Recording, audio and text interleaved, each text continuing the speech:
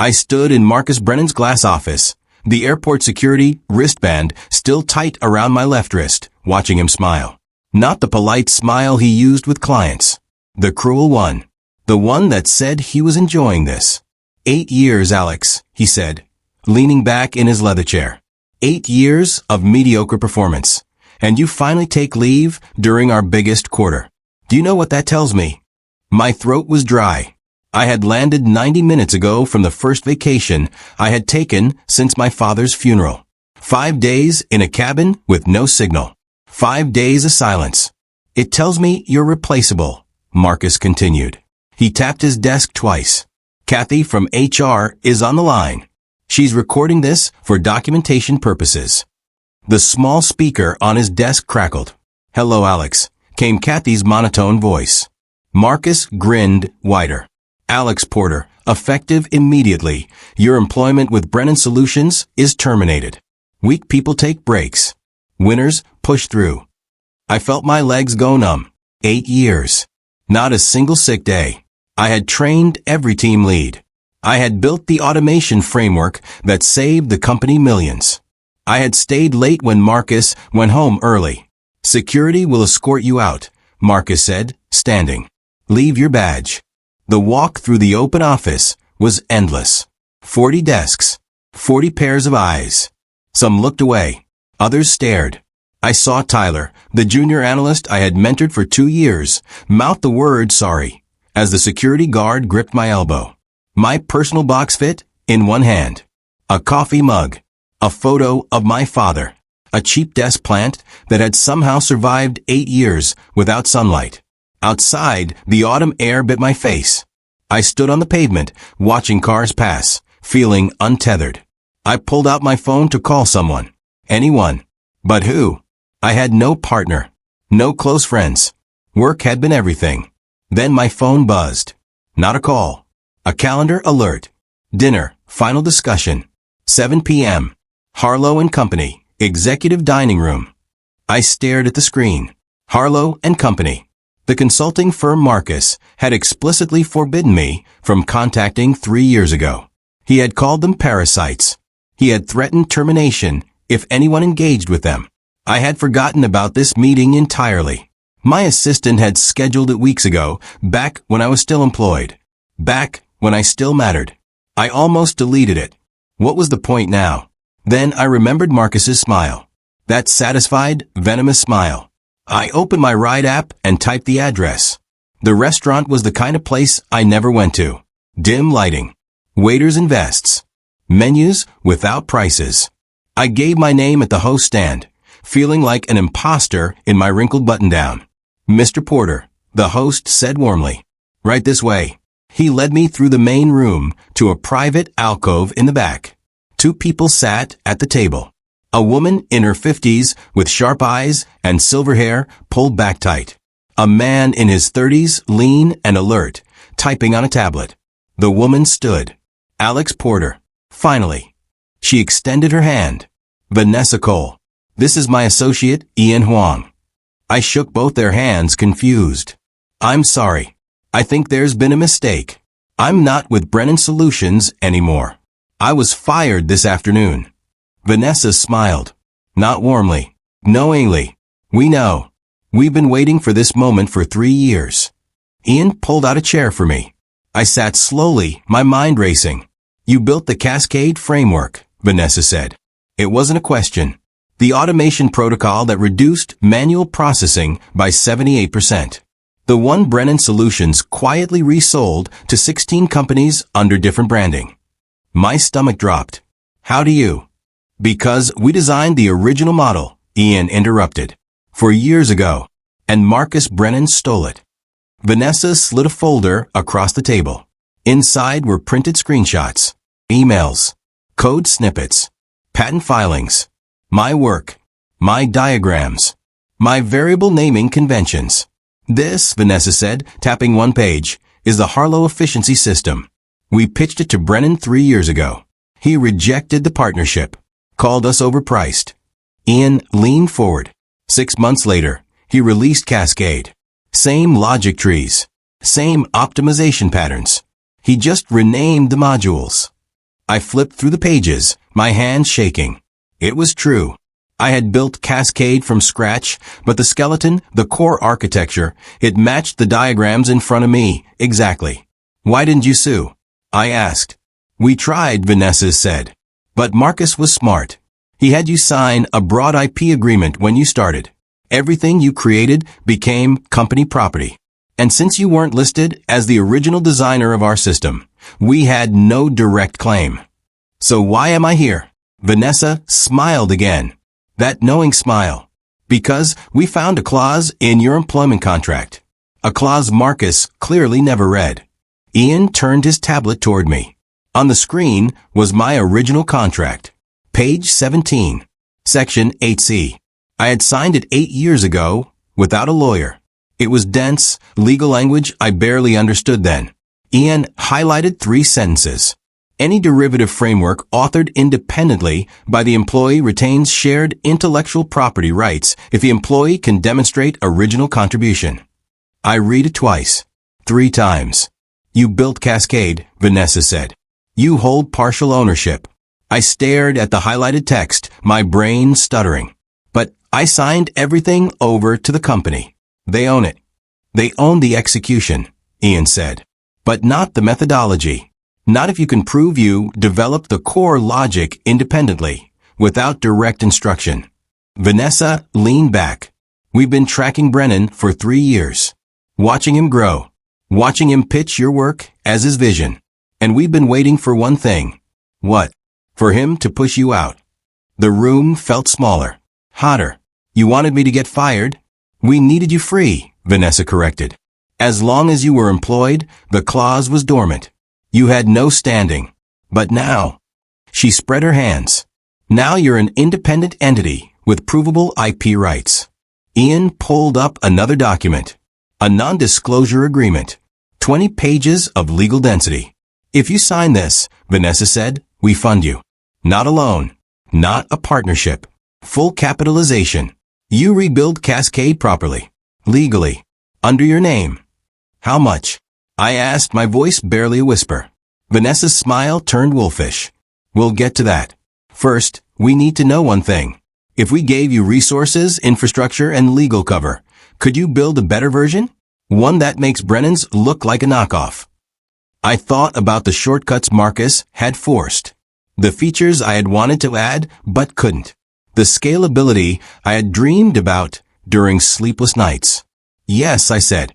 I could build something he couldn't touch. Vanessa slid a pen across the table.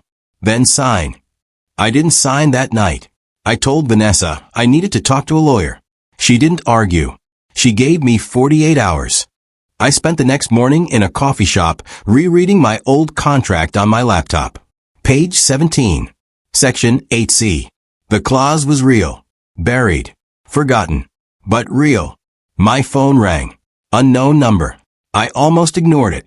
Alex Porter. A woman's voice. Professional. Clipped. Yes. My name is Diane Foster. I'm a contract attorney specializing in intellectual property disputes. Vanessa Cole asked me to reach out. I sat up straight. She didn't waste time. She doesn't waste anything, Diane said. I've reviewed your employment agreement. The derivative framework clause is enforceable. Brennan Solutions owns the product, but you own the process. If you can document your original contributions, we can carve out your share. And then what? Then you're free to rebuild it. Independently. And if Brennan tries to stop you, we bury him in litigation he can't afford. I exhaled slowly. What's your fee? Already covered. Vanessa's firm is handling everything. I just need to know if you're in. I looked out the coffee shop window. Across the street was the Brennan Solutions building. 14 floors of glass and steel. I had given 8 years to that building. I had bled for it. I'm in, I said. Diane's tone shifted. Almost pleased. Good. Don't contact Brennan. Don't post anything online. Stay quiet. Let him think he won. For how long? 4 weeks. Exactly. The silence was harder than I expected. I watched Marcus's LinkedIn feed like a disease. 3 days after firing me, he posted a long, self-righteous essay titled The Entitlement Epidemic. It was vague enough to avoid legal trouble, but specific enough for anyone at the company to know he was talking about me. Leadership isn't about comfort. It's about results. When someone prioritizes personal rest over team success, they reveal their true character. I have zero tolerance for mediocrity disguised as self-care. The post went viral inside the company. 34 comments. All supportive. All kissing his feet. I closed the app before I said something stupid. That afternoon, I received an email from an address I didn't recognize. No subject line. Just an attachment. I opened it. It was an internal memo from Brennan Solutions. Dated 2 days ago. Q4 investor pitch. Cascade 2.0 expansion strategy. I scanned the document. My heart stopped halfway through. Marcus was pitching Cascade as his proprietary breakthrough to a consortium of global investors. The same investors Vanessa had mentioned were backing Harlow and company. He was planning to position himself as a visionary. The pitch was scheduled for 4 weeks from now. The email had no message. Just a single line at the bottom. Thought you should know. Tyler. The junior analyst. The one who had mouthed sorry when I was escorted out. I forwarded the memo to Vanessa. She replied in 6 minutes. Perfect. Don't react. Let him dig. Vanessa called me the next morning. Her voice was sharp, energized. We have him, she said. He's pitching to the Cordover Group. They're one of our largest partners. They don't know we're negotiating with you yet. What does that mean? It means Marcus is about to pitch stolen IP to people who already own a stake in the original. He's walking into a bear trap he built himself. I felt a flicker of something I hadn't felt in years. Not anger. Not hope. Satisfaction. What do I do? Sign the NDA. Sign the provisional funding agreement. We'll backdate everything to show you initiated development independently. Then we wait. For what? For Marcus to commit. Fully. Publicly. In front of the people who can destroy him. I met Vanessa that afternoon in a legal office downtown. Ian was there. So was Diane Foster. They had 3 documents waiting. The non-disclosure agreement. The intellectual property carve-out. The provisional funding agreement. I read every page. Twice. The funding clause was near the end. Harlow and Company agrees to provide initial capitalization in the amount of blank, contingent upon successful IP validation and market exclusivity. Why is it blank? I asked. Vanessa smiled. Because the number depends on how badly Marcus screws this up. The worse he looks, the more leverage we have. Right now, we're estimating 200 million. But if he really commits, if he bets everything on Cascade, we go bigger. How much bigger? 300 million. Maybe more. I signed all 3 documents. My hand barely shook. The next 2 weeks were strange. I stayed home. I didn't look for work. I didn't update my LinkedIn. I was a ghost. But behind the scenes, I was working. Vanessa had me document everything. Every email I had sent about Cascade. Every design decision I had made. Every line of code I had written. Ian helped me reconstruct the development timeline. We built a forensic trail showing when I had created each module, each function, each optimization.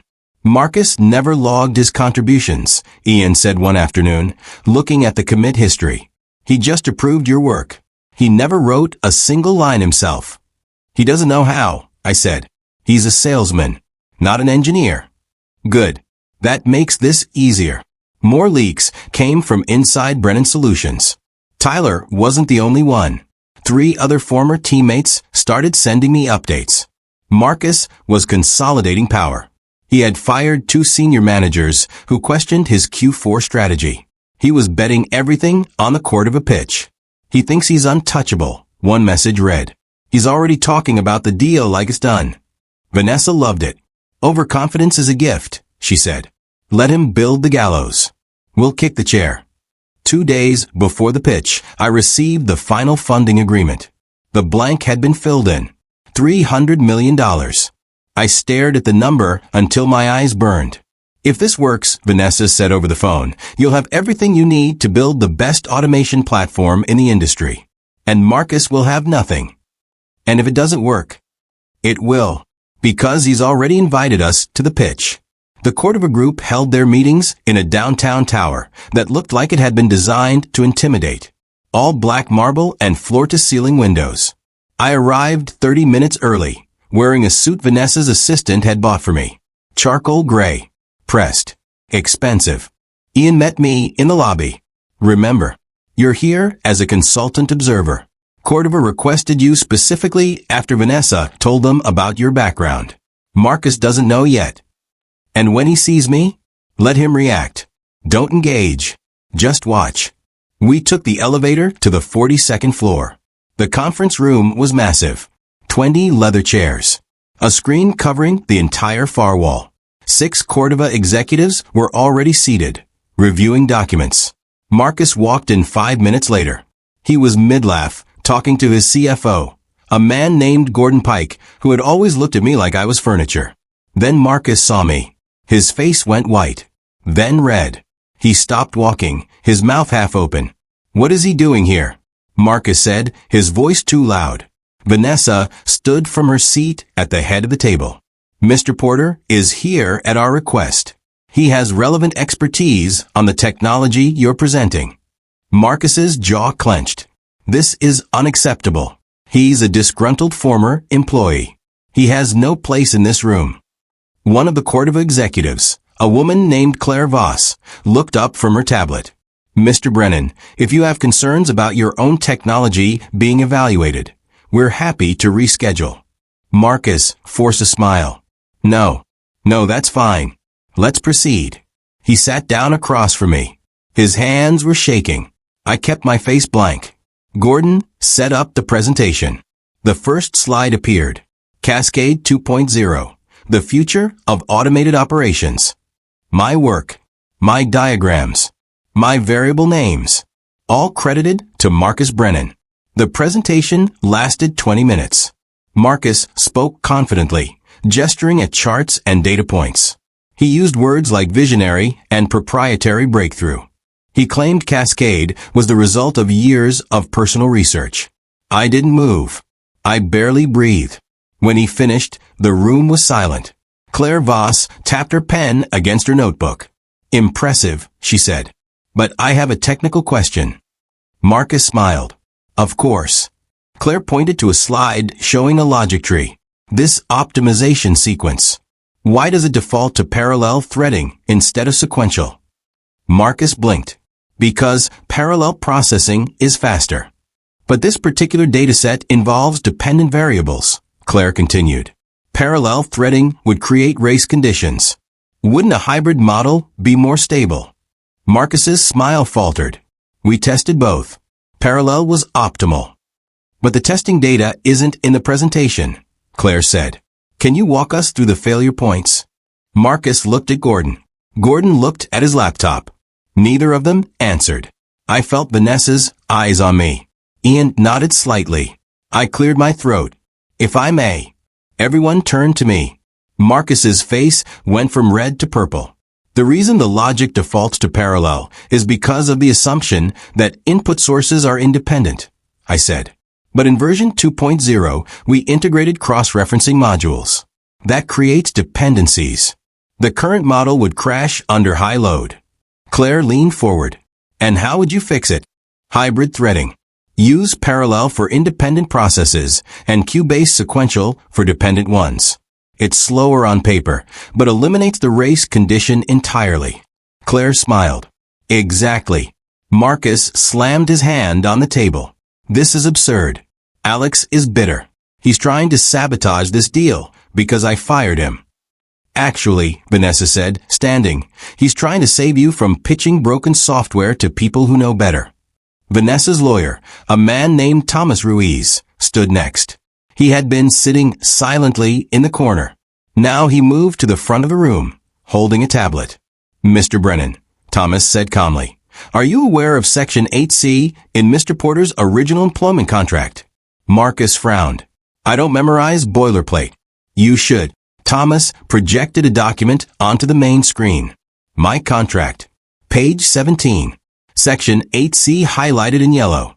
This clause, Thomas said, grants Mr. Porter partial intellectual property rights over any derivative framework he authors independently. We have forensic evidence showing that Cascade was designed, coded, and implemented entirely by Mr. Porter. Your contributions consist solely of approvals. Marcus stood. That's insane. Everything he built was under my direction. It's company property. The execution is, Thomas agreed. But the methodology isn't. And since Mr. Porter can demonstrate original contribution without direct instruction, he holds shared ownership.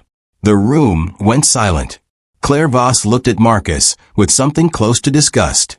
Are you telling me, Claire said slowly, that you pitched us stolen intellectual property? It's not stolen, Marcus snapped. He worked for me. I own his work. Not according to his contract, Thomas said. And not according to the development logs we've recovered. Ian stood and handed folders to each Cordova executive. Inside were printed timelines, commit histories, email chains, everything proving I had built Cascade alone. Mr. Brennan, Vanessa said, her voice cold, you didn't just steal from us 3 years ago. You stole from your own employee, and now you're trying to sell it as yours. Marcus looked around the room. No one met his eyes. Gordon had gone pale. This meeting is over, Claire said, standing. Mr. Brennan, Cordova Group will not be moving forward. Our legal team will contact you regarding potential breach of ethics clauses in your proposal. Marcus opened his mouth. Nothing came out. He grabbed his briefcase and walked out. Gordon followed, stumbling. I sat perfectly still, my heart hammering in my chest. Vanessa turned to me. Alex, would you stay? We'd like to discuss an alternative proposal. After Marcus left, the energy in the room shifted. Claire Voss sat back down, and the other Cordova executives followed. Let's be clear, Claire said, looking at me. We've been aware of Harlow and Company's interest in you for 2 weeks. Vanessa briefed us privately before this meeting. I glanced at Vanessa. She didn't look apologetic. We wanted to see Brennan pitch, Claire continued. We wanted to confirm he had no idea what he was selling. And now we have. One of the other executives, a man named Paulo Ortiz, leaned forward. We've reviewed your independent development proposal. The architecture is sound. The scalability projections are conservative, which we appreciate. And your legal standing is airtight. We'd like to move forward, Claire said. Not with Brennan. With you. My mouth went dry. What does that mean? Vanessa slid a folder across the table. It means Cordova Group and Harlow and Company are jointly funding your venture. $300 million in initial capital. You retain 60% equity. We take 20% each. I opened the folder. The numbers were real. The signatures were already in place. They had been waiting for this moment. What happens to Marcus? I asked. That depends, Thomas Ruiz said. We're filing an injunction tomorrow to prevent Brennan Solutions from using Cascade or any derivative technology. If he fights it, we'll bury him in discovery. If he settles, he walks away with nothing but his reputation in pieces. Paulo smiled grimly. Either way, his market position collapses. Clients will pull contracts. Investors will freeze funding. He'll be lucky to survive 6 months. I stared at the folder. $300 million. My name on the company. My technology. My rules. Why me? I asked. Why not just build it yourselves? Claire's expression softened slightly. Because you already did the hard part. You created something brilliant while working for a fool. Now we're giving you the chance to do it right. I signed the agreement. My hand didn't shake this time. The news broke 48 hours later. Not through press releases. Through industry whispers. Cordova Group partners with former Brennan engineer on new automation platform. The headline appeared on 3 tech blogs simultaneously. By the afternoon, it was everywhere. My phone exploded. Messages from former coworkers. Questions from reporters. Interview requests from podcasts I had never heard of. I ignored all of it. Vanessa had told me to stay silent for 1 more week. Let the story build itself. Marcus's company stock dropped 11% in 2 days. Then 16%. Then 23. I watched the numbers fall on my laptop, feeling nothing. Not joy. Not anger. Just the quiet satisfaction of watching gravity work. Tyler messaged me on the 3rd day. Everyone's panicking. 2 clients pulled their contracts this morning. Marcus called an emergency all hands and screamed at people for 30 minutes. It was bad. I didn't reply. There was nothing to say. On day 5, Marcus requested a meeting. Not through lawyers. Through a personal email to my old work address, which I had set to forward. Alex, we need to talk. This has gone too far. Let's fix this before it gets worse. I forwarded it to Thomas Ruiz. He replied in 10 minutes. Ignore it. He's trying to create a paper trail showing he attempted reconciliation. Don't give him ammunition. I deleted the email. On day 7, Brennan Solutions announced layoffs. 15% of staff. Restructuring due to market conditions. Tyler was one of them. He messaged me that night. I knew it was coming. It's fine. I already have 3 interviews lined up. Everyone knows this place is sinking. I'm sorry, I typed back. Don't be. You didn't do this. He did. The injunction hearing happened on a cold Thursday morning. I sat in the back of the courtroom wearing the same charcoal suit, watching Thomas Ruiz dismantle Marcus's legal team piece by piece. Marcus wasn't there. He had sent his lawyers to fight while he hid. The judge, a woman in her 60s with no patience for nonsense, reviewed the evidence in silence. Contract clause. Development logs. Email chains. Expert testimony from Ian Huang confirming I had authored Cascade independently. Brennan's lead attorney argued that the clause was unenforceable, that it was vague, that I had forfeited my rights by accepting employment. Thomas stood. Your Honor, the clause is explicit. Mr. Porter retained shared ownership of any derivative framework he authored independently. The forensic evidence proves independent authorship. Brennan Solutions owns the product. Mr. Porter owns the process. And since the process is the foundation of the product, Mr. Brennan cannot continue using it without Mr. Porter's consent, which he doesn't have, the judge said flatly. Correct. The judge looked at Brennan's attorney. Do you have evidence showing Mr. Brennan contributed to the technical design? The attorney hesitated. Mr. Brennan provided strategic oversight. That's not what I asked. Silence. The judge closed the folder. The injunction is granted. Brennan Solutions is barred from using Cascade or any related technology effective immediately. If they continue, they'll face contempt charges and additional penalties. I exhaled slowly. It was over. Outside the courthouse, Vanessa was waiting. She handed me a coffee. How does it feel? Surreal. Get used to it. You're about to be very busy. That afternoon, the tech blogs updated their headlines. Court bars Brennan Solutions from using flagship product. Founder's IP dispute escalates. The stock dropped another 18%. I spent the next 2 weeks in Harlow and Company's offices, working with Ian and a team of engineers to rebuild Cascade from the ground up. Not a copy. A complete redesign. We called it Apex. It was faster, cleaner, more scalable. Everything I had wanted Cascade to be, but couldn't build under Marcus's interference. Vanessa scheduled the public launch for 6 weeks out. A controlled unveiling at a major industry conference. Cordover Group would sponsor. Harlow and Company would present. I would be introduced as the founder and lead architect. This is your moment, Vanessa said during one late-night planning session. Own it. I worked 16-hour days, but it didn't feel like Brennan Solutions. No one yelled. No one took credit for my work. When I solved a problem, people congratulated me. When I needed help, people helped. It felt like building something real. Meanwhile, Brennan Solutions was collapsing. 3 more clients terminated their contracts. 2 senior engineers resigned and joined competitors. Rumors of bankruptcy started circulating on industry forums. Marcus tried to pivot. He announced a new product line, but no one cared. The damage was done. Tyler joined my team in week 3. I hired him as a junior systems architect. He cried when I told him the salary. I don't know what to say, he stammered. Just build good things, I said. That's all I ask. The conference was held in a glass convention center downtown. 3,000 attendees. Vendors. Investors. Journalists. I stood backstage, adjusting my tie, listening to Vanessa's opening remarks through the curtain.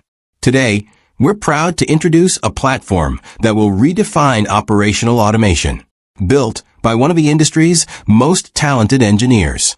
A man who was told he was replaceable. A man who proved them wrong. The applause was polite, professional. Please welcome Alex Porter, founder of Apex Systems. I walked onto the stage. The lights were blinding. The applause grew louder. I reached the podium and looked out at the crowd. Somewhere in the back, I saw Claire Voss and Paolo Ortiz sitting in the front row. Ian was filming from the side. Tyler was grinning like an idiot in the third row. I took a breath. 8 years ago, I said, I signed a contract I didn't fully understand. I built something I was proud of, and I watched someone else take credit. I stayed silent because I thought loyalty mattered more than truth. The room was quiet now, listening. I was wrong. Loyalty without respect is just exploitation. And silence doesn't protect you. It buries you. I clicked to the first slide. Apex's dashboard. Clean. Intuitive. Powerful. This is what happens when you stop asking for permission and start owning what you built. The presentation lasted 30 minutes. When I finished, the applause was thunderous. Afterwards, reporters swarmed. I answered questions carefully, never mentioning Marcus by name. I didn't have to. Everyone already knew the story. That night, Brennan Solutions stock dropped another 12%. The company announced it was exploring acquisition options. Translation, they were selling before they drowned. Marcus called me 2 weeks later. Not an email. A real phone call. I let it ring 3 times before answering. Alex. His voice was rough. Tired. We need to talk. I don't think we do. Please. Just 5 minutes. In person. Against my better judgment, I agreed. We met at a coffee shop near my old apartment. Neutral ground. Marcus looked terrible. His suit was wrinkled. His eyes were bloodshot. He had lost weight. I made mistakes, he said, sitting down across from me. I know that. I was arrogant. I didn't see what you were worth until it was too late. I said nothing. I'm here to ask for help, Marcus continued. The company is dying. Clients are gone. Investors pulled out. I'm drowning, Alex. And I know I don't deserve it, but I'm asking you to fix this. Name your price. Whatever you want. Equity. Control. Just help me save this. I sipped my coffee. Let the silence stretch. You fired me because I took 5 days off, I said finally. You called me weak. You humiliated me in front of my team. You told me I was replaceable. Marcus looked down. I was wrong. You weren't wrong. You were honest. You showed me exactly what I was worth to you. And now you're here because you finally realized what you lost. Alex, please. I stood up.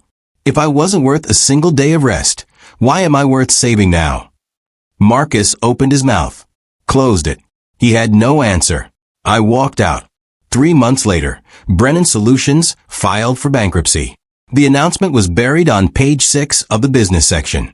No fanfare. No drama. Just a quiet corporate death. Marcus sold the company's assets to a private equity firm for pennies on the dollar. They stripped it for parts and dissolved the brand. I didn't celebrate. I didn't gloat. I just kept building. Apex Systems grew fast. We signed 8 major clients in the first quarter, 15 in the second. By the end of the year, we had 42 employees and a valuation of $800 million. I implemented policies Marcus would have hated. Mandatory vacation, unlimited sick leave, transparent salary bands, profit sharing. When people asked why, I told them the truth. Because I remember what it's like to be invisible. Tyler became my VP of engineering. Ian joined as Chief Technology Officer. We built something clean, something honest, something mine. I saw Marcus one last time. It wasn't planned. I was walking through a downtown plaza on my lunch break when I spotted him sitting on a bench, scrolling through his phone. He looked smaller, older, defeated. He saw me and froze. For a moment, I thought about walking over, about saying something, anything. But then I remembered the glass office, the airport wristband, the smile. I kept walking. Behind me, I heard him call my name. Alex. Wait. I didn't turn around. I had spent 8 years waiting for his approval. I was done waiting. A year later, a journalist reached out for an interview. She was writing a piece on corporate loyalty and employee rights. Do you regret how things ended with Brennan Solutions? She asked. I thought about it. Really thought about it. No, I said. I regret how long it took me to leave. The article ran the following week. It framed my story as a cautionary tale for employers. The cost of disposable talent. How one company lost everything by undervaluing its best engineer. Marcus wasn't quoted. No one had asked him for comment. The article went viral. I received hundreds of messages from people in similar situations.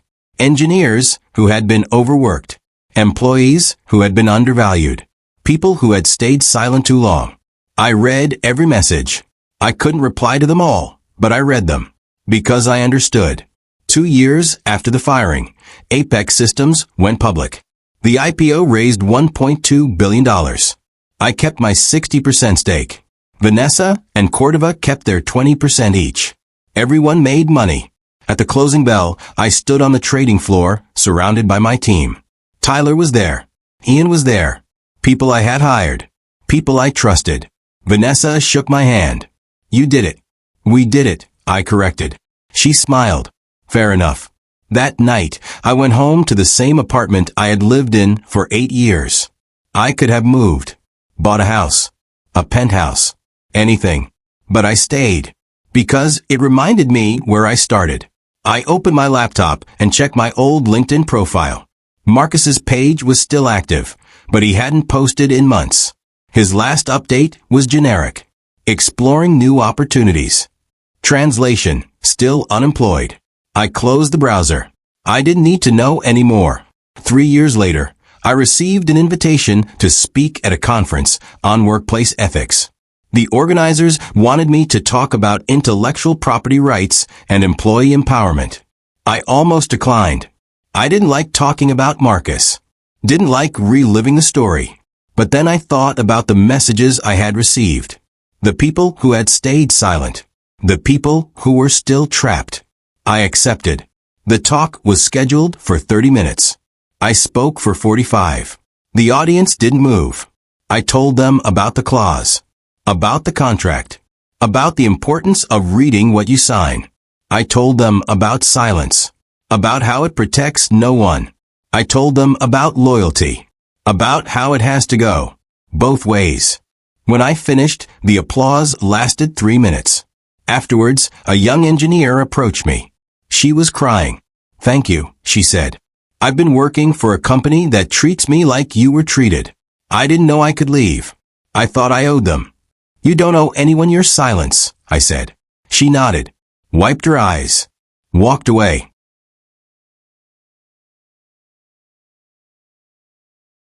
I never saw her again, but 6 months later, I received a LinkedIn message from her. She had quit. Started her own consulting firm. She was thriving. That message meant more than the IPO. 5 years after the firing, I ran into Gordon Pike at an airport. Marcus's old CFO. The man who had looked at me like furniture. He was standing in line at a coffee shop, wearing a rumpled polo shirt and carrying a beaten laptop bag. He saw me and went pale. I walked over, not to gloat, just to see. Gordon. Alex. He swallowed hard. Congrats on everything. I've been following Apex. It's impressive. Thanks. Silence. I'm sorry, Gordon said finally, for how we treated you. I should have said something. I should have stood up for you. I nodded. Yeah, you should have. For what it's worth, I learned from it. I'm working for a nonprofit now, helping small businesses with financial planning. It's not glamorous, but it's honest. I believed him. People change. Not always. But sometimes. Good luck, Gordon. You too. I walked away. Not angry. Just finished. Today, Apex Systems employs 300 people. We're profitable. We're growing. We're building technology that matters. I still work long hours. But I take vacations now. Real ones. I turn off my phone. I rest. Because I learned something Marcus never understood. Loyalty isn't proven by suffering. It's proven by respect. And rest isn't weakness. It's survival. Sometimes I wonder what Marcus thinks when he sees Apex's name in the news. If he regrets the firing. If he understands what he lost. But mostly, I don't think about him at all. Because I finally stopped begging for permission to live. I started owning what I built. And I never looked back.